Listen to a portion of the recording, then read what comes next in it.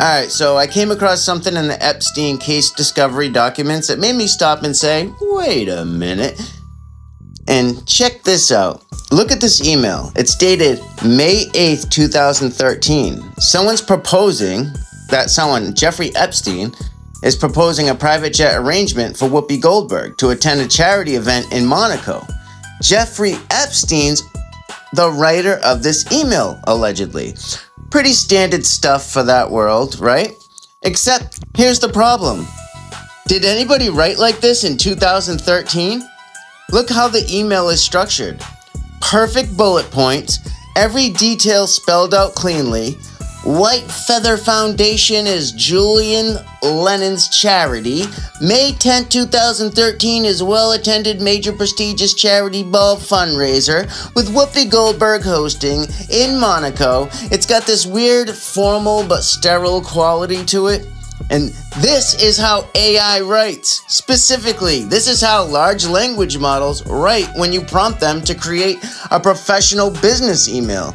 I didn't see anybody writing like this until a few years ago when ChatGPT and similar tools became widely available, like 2022, 2023. Think about emails you were writing in 2013. They were more conversational, just business professional, less perfectly structured. You'd assume context, leave some things unsaid, have your own personality quirks come through. Real human writing has rhythm and flow and imperfection. This reads like someone said, write a professional email about arranging private jet travel for a celebrity charity event and hit enter. Now, this isn't just some screenshot making its rounds on social media. According to what I've seen, this is part of the official discovery package on a government website. That's court evidence in the discovery package for the case. That's supposed to be authenticated material. So we've got three possibilities here. One, Jeffrey Epstein and his network had access to AI text generation technology in 2013 that was about 10 years ahead of what was publicly available for us, which would mean connections to some seriously advanced, probably classified systems. Or this document was created recently and misdated to 2013, which means fraudulent evidence made it into the official court discovery, and who would have to be involved in that? Or maybe I'm completely wrong and people did write exactly like this in 2013, and I just somehow missed that entire communication style existing, even though I worked at a bank at the time and did emails every day, professional emails. And I'll let you decide which one of those mostly seems to fit. But what really got me thinking is the Epstein case has been this massive media spectacle. Everybody's got an opinion, it dominates the news cycles, and I can't help but wonder, what are we being distracted from while all eyes are on this?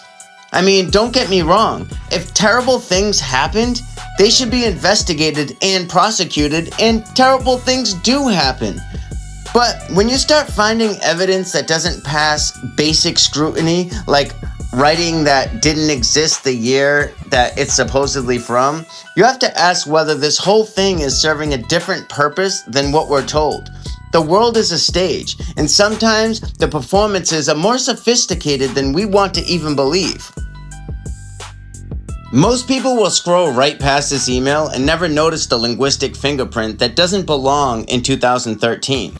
But if you've been paying attention to how communication patterns have shifted since AI became mainstream, then this should jump out at you immediately.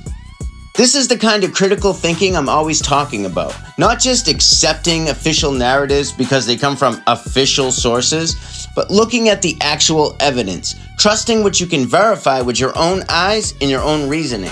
And yeah, there's the little typo, no thanks, instead of thanks at the end, where they spelt thanks wrong, which actually makes it more suspicious to me, not less. Because if you were using AI to generate text and you wanted it to look authentically human, what would you do? You throw in a casual typo. But if they put this much work into structuring their email, then why is there a typo at all? Like, that doesn't make sense at all. So, start noticing how AI writes versus how humans write. It's becoming a critical literacy skill.